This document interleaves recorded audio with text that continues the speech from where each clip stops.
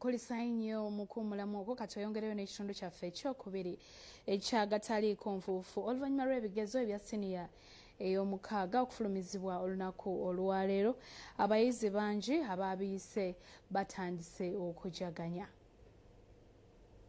Libadde sanjiriri nga abayizi n'abasomesa b'essomero lya St. Wabagaga b'omu Kampala Good Future lya Bright Future SS bwe bajja ku luguudo lw'Entebajjaga luva okufuna ebyavudde mu bigezo bya siniya ey'omukaaga nga baayise tubasanze bakuba embuto wamu n'okuyimba ennyimba ezeebaza omuntu z'okubasobozesa okuyitira waggulu.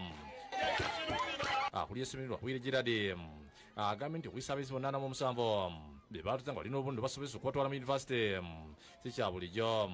Ategeeza nti kano bakafuula akalongolo mu kubanga buli ekyetaagisa mu kusomesa abayizi omugagga yakigulagattako n'okwasasula omusaala omusava. Twabawa resource persons, twakola seminars, revisions. Ku bayizi 47 Wabira agamba nti bafunye abayizi 19 abafunye obulere 18, 15 ne bafuna obulere 17 ate abasigaddewo ne bafuna obulere batwala mu yunivasite yonna gye baagala. 15 students got 15 points. And the rest got 2 principal passes. N'abo abali kukoma mawanga bonna baleeta abaana ku ssomero lya Bright Future tubasomese. Mutwongere abaana sayansi kwe tusinze okwesigamako. Abayizi abasangiddwa ku ssomero okubadde Christine Kabonge, Othieno Oliver Grace ne Christine Bira basanyukidde ebyavudde mu bigezo byabwe. Nsanyufu nnyo nti nfunye 18 points era nebaza bazadde bange nebaza Mukama olw'okuntuusa ku kaseera kano. Points 17.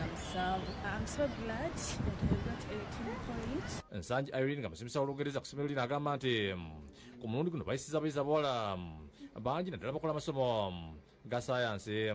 Abaana bange aba literature bakoze bulungi nnyo kale n'abalala naddala amasomo ga sayansi abaana baagayise bulungi. Ate omugagga Kirumira agambye nti buli kimu ku nsi kye yali ayagala okufuna yakifuna nga teyasigaza kuyamba abaana b'eggwanga okulanga okufuna ebyenjigiriza ebirungi.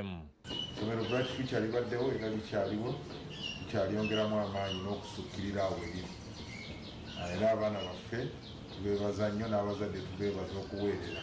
Mwebala okuweerera abaana. Ategeeza nga ayita amasomero ge yatandikawo okuli Bright Future bwe GSS ne St. Mary's Primary School Nabbi Nkule Masaka okuyamba omwana omugira asobola okusoberako awamu n'omugagga. Leeta abaana mu masomero gaffe mujja kufunamu. Tubasabira mwongere okufuna ssente okwongera okuleeta abaana mu Bright Future. Kirumira wadde abayizi abawala basinze bannaabwe buli omu emitwalo 5 saako n'omususa Irene Nsanje akadde kalama nga mwebaza olw'okusomesa abaana. Naawe ogende oteekeko omusawo webale kusoma bulungi bulijjo nze ejyanye okuddizaayo. Baabayizi n'abasomesa ku ssomero ly'omugagga w'Ejjinja neeyiga nga Hajji Abdulkarim Monjobe erya Victoria High School eyiga Katonda Fesanyo olw'okufuna mu ebigezo byabwe ebya senior 6 nga bikomyo nga baayise waggulu. Bano bafunye abayizi 2 abafunye obulere 19 okuli Irisha None abadde akola PCM ne Waswa Jumi yafunye obulere 19 agattako n'abalala abafunye obulere 17 okuli Mbale Faruko Kawunde Sheri ne Hadija Kawuma Juma Waiswa ne Faruku Mbale abafunye obulere 11 balaze essanyu olw'okutuuka ku buwanguzi. Nafunye 16 Allah yampeire era nga nafunye Islam nafuna BA history ne point 19 abakola combination ya usole Islam basibini geography. Kuli essomero lya Sulu Mugerwa agambye nti abayizi babadde balina amasoobi nti era balina okuyitira waggulu kubanga bazze bakola bulungi okuva wansi. Tulina abasayansi abakoze obulungi, tulina abafunye points 19 abaana bali 2, tulina abafunye 18 abaana balinga 3, tulina abaana abafunye 17. Mugerwa agambye nti essomero lyabwe lirina ebikozesebwa byonna ebimala okuleeta Batole Library ne computer room ey'omulembe. Abazadde tubasaba okuleeta omwana ku Victoria kuba ate mugenda kwejjusa mwala basiniya fu bwe kyali mulabe senior 6 bwe kiri. Abamu ku basomesa basangiddwa nga bajaganya okuli Peter Agiso ne Musita Pipa Bunanyizibwa ku y'okusomesa abayizi balaze essanyu olw'okutuuka obuwanguzi.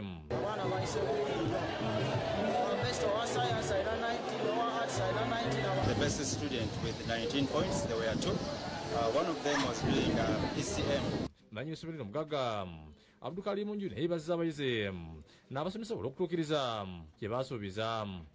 Ekituyambye okukola obulungi kuba nti tukolera wamu administrator abasomesa n'abaana era era nga tulina abaana abafunye 11, 2, 18, 3, 16 bali 8 abala ne bafuna 15 abafuza abaana 9 nga bonna bayise. Ate abazadde okumwongera abaana bagunjule kubanga bo tebaboola. Batwongera abaana abaana b'eggwanga ffe tuli beetegefu. Ku ssimu ly'akakungu memorial ekibuli nabo bakoze bulungi era olufunya amawulire ng'ebivudde bikizo by'abasini y'omukaaga ne beetaba mu ddwe kulembera mu Supreme Mufti Sheikh Muhammad Galoboze.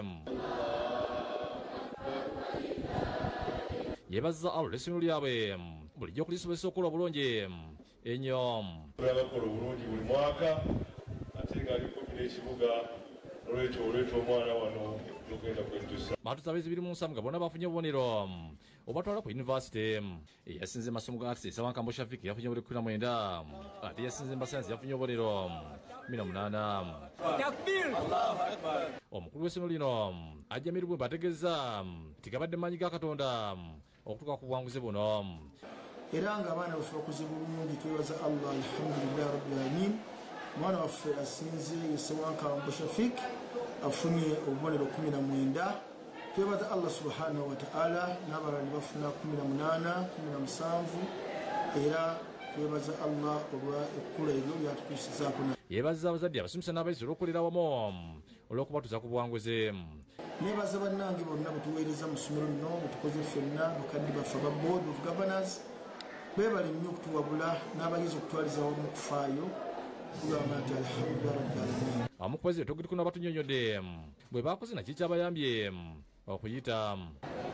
Nafunye 19 points naye binnyambyeko ekigamu tetusembe byonna kwankakasa omuntu okola ebya Allah ne Allah akolera ebibyo.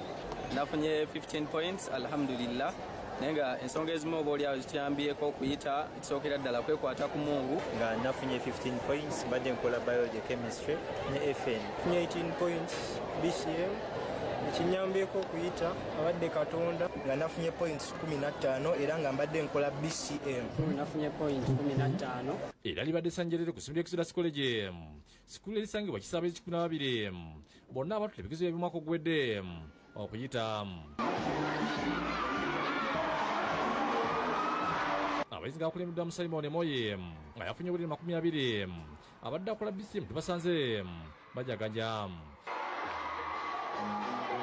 Betogedeko n'abategesi ng'abasomesa abalungi abagazisa okwagala emisomo okufayo nyini ebirala bibayambye okuyita obulungi. Neebaza omwana wange olw'okusoma obulungi. Omwana wange yasinze yafunye obubonero 2. Neebaza Mukama amusobozesezza okuwangula n'okukola obulungi. Badde nsomera ku Excellence College School nafunye 19. Funye 18 nga mbadde nkola premier con. Alhamdulillah kabirani neebaza Allah nti azimpadde. Wilbur atukwasa akulira essomero lino alaze enkolagana ennungi n'abazadde bweyambye okusitula essomero. Ndi musanyufu nnyo nti results zaffe zikomyewo ate nnungi nnyo. Twatuuza abaana 12 ate boona bayise. Eyasinze yabadde ne points 2 mu biology chemistry ne mathematics zonna yazimazeeyo. Abaana batukoledde ddala bulungi baleese obubonero ekyamazima obutunze Exodus College. Omwana yasinze bamuyita Emoy Simon Peter ng'abadde akola BCM n'afuna points 20. Yatukwasa abazadde okubongera abaana ku bibala by'obufuluma biri ku mutindo ddala. Nkubiriza abazadde abakyalina abaana eyo mubatuleetere tubasomese mu sayansi ezi zonna ne arts. Tusomese abaana bayite bulungi nga bwe twayise ku luno. Nabino nga taliiko nfoofu. Tulina ebikozesebwa eby'omulembe eby'enjawulo ng'eby'amawoofiisi, eby'omu madiiro